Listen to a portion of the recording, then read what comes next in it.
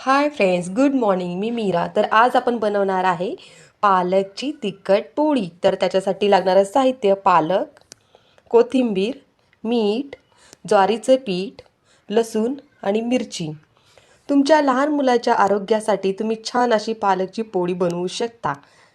तर त्याच्यामध्ये मी हे तूप पण मिक्स करणार आहे 1 चम्मच. अशा पद्धतीने मी पालकाची पेस्ट केलेली आहे. तर ह्याच्यामध्ये बारीक चिरलेली मिरची, 1 चम्मच तूप, चवीनुसार मीठ, ज्वारीचे पीठ, थोडीशी हळद. आपण ही छान आता पेस्ट केलेली आहे, बघू शकता. सगळं मिश्रण केलेलं आहे. तव्यामध्ये तेल टाकलेलं आहे.